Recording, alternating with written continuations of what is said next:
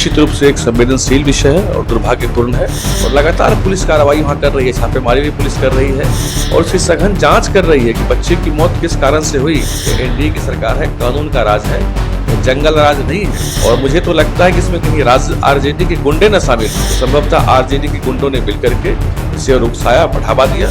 राहुल गांधी, तेजस्वी यादव ये सब दिशा विहीन हो चुके, मुद्दा विहीन हो चुके, इनके पास कुछ बचा नहीं। ठान लिया है कि बिहार को बदनाम करो, बिहारियों को बदनाम करो, बिहारी अस्मिता के लिए खतरा है ये लोग। नमस्कार, आप देखना शुरू कर चुके हैं लाइव सिटीज को। मेरा नाम अभिषेक है। पटना के अटल पथ पर कल रात भयंकर बवाल हुआ था।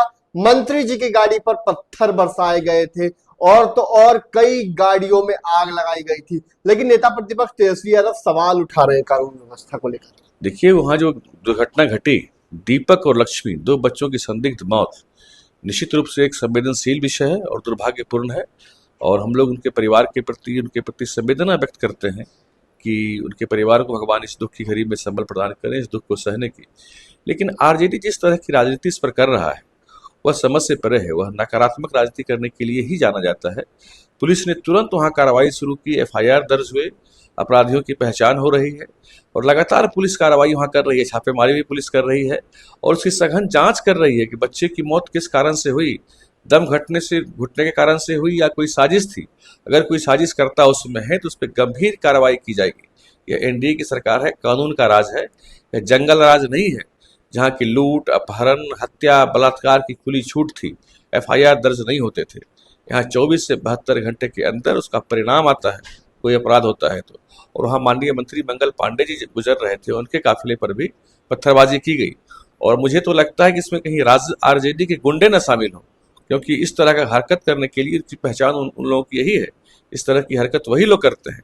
तो संभवतः आरजेडी के गुंडों ने मिलकर के इसे रुकसाया, बढ़ावा दिया। पुलिस जांच कर रही है। लॉ एंड ऑर्डर में तो फेल है, बिल्कुल लॉ एंड ऑर्डर में फेल नहीं है। अब कहीं भी देखिए, कोई अब बिहार में ऑर्गेनाइज क्राइम बिहार में अब नहीं होता, जीरो है। ऐसा नहीं होता कि कहीं कोई किडनैपिंग हो रही हो, मर्डर हो रहा हो और लालू यादव की तरह सीएम हाउस उसकी पंचायती हो रही हो, ऐसा बिल्कुल नहीं होता। अपराध होता है, एफआईआर दर्ज होता है और पुलिस उस पर तुरंत संज्ञान लेती है। राहुल गांधी तो बिहार को कह रहे थे क्राइम कैपिटल। राहुल गांधी सब दिशाहीन राजनीतिक है। राहुल गांधी, तेजस्वी यादव ये सब दिशा विहीन हो चुके हैं, मुद्दा विहीन हो चुके हैं, इनके पास कुछ बचा नहीं है। उनको बात करना चाहिए ना, जहाँ कांग्रेस के शासित राज्य है वहाँ क्राइम का क्या हाल है। देख लें बिहार से कितना बुरा हाल है। बिहार को इन लोगों ने एक साजिश के तहत बदनाम करने का ठान लिया है कि बिहार को बदनाम करो, बिहारियों को बदनाम करो, बिहारी अस्मिता के लिए खतरा है ये लोग। बिहारी अस्मिता का हमेशा ये लोग अपमान करने के लिए जाने जाते हैं, लेकिन बिहार के लोग इनके सोच को समझ चुके हैं और इनके अफवाह में, भ्रम में नहीं आने वाले। तो आपने सुना कि क्या कुछ कहा है बीजेपी के प्रवक्ता है नीरज कुमार। साफ साफ आरोप लगाया है कि आरजेडी के गुंडों के द्वारा मंत्री की गाड़ी पर हमला किया गया है और ईंट पत्थर बरसाए गए हैं। राहुल गांधी, तेजस्वी यादव पर भी निशाना साधा है। ये लोग दिशाहीन राजनीति कर रहे हैं। कांग्रेस शासित राज्यों में क्या हाल है अपराध का, बिहार में कोई ऑर्गेनाइज क्राइम नहीं होता है। घटनाएं होती हैं तो पुलिस तुरंत कार्रवाई करती है, किसी को छोड़ा नहीं जाता है, ना ही किसी को बचाया जाता है। तो कई बातें कही गई है और बिहार में अब सियासत तेज है अटल पथ वाले मामले को लेकर। बने रहिए लाइव सिटीज के साथ। हमारे यूट्यूब चैनल को सब्सक्राइब करिए, को लाइक करिए। धन्यवाद।